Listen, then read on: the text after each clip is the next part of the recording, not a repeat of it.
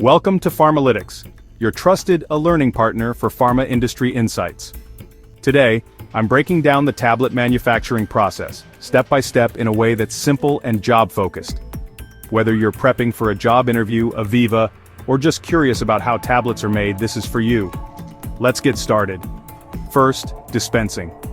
This is where the exact quantity of each raw material is weighed with calibrated balances. Why? It ensures the right dosage ends up in every tablet. It all happens in a controlled environment, usually under a laminar airflow system to prevent contamination. Interview tip: always mention weight tolerance and labeling of dispensed materials. Next, sifting or sieving. Materials pass through a sieve, typically #40 or #60 mesh, to remove lumps and get a uniform particle size. This helps powders flow better and mix evenly.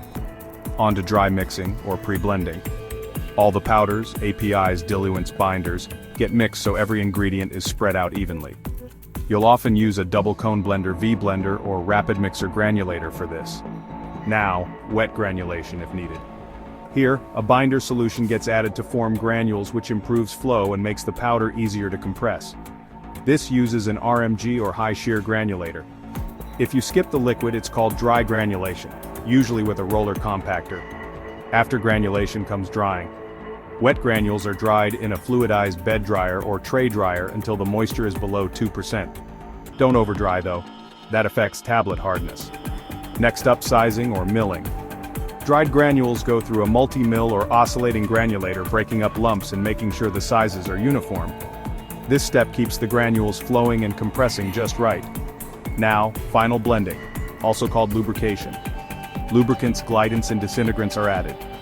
Think magnesium stearate talc and cross-povidone. These ingredients help tablets eject smoothly from the press and break down properly in the body.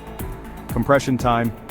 The granules are pressed into tablets using a rotary tablet press. Here, I monitor parameters like weight thickness, hardness, friability, and disintegration time. Remember, this happens in a clean room to keep the tablets contamination-free. Sometimes tablets are coated for taste masking, protection, or controlled release. There's film coating, sugar coating, and enteric coating, usually done in an autocoater or a pan coating. Finally, packing and labeling. Tablets go into blisters, strips, or bottles with packaging machines. Everything gets labeled with batch number manufacturing and expiry dates, storage conditions, and regulatory approvals. And that's how a tablet is made, from powder to final pack, step by step. If you're aiming for a job in QA, QC, or production, knowing this process is a must. If you found this video helpful, give it a like, share it with your batchmates, and subscribe to Pharmalytics for more pharma career tips. Drop a comment if you want a PDF version or a mock interview on this topic.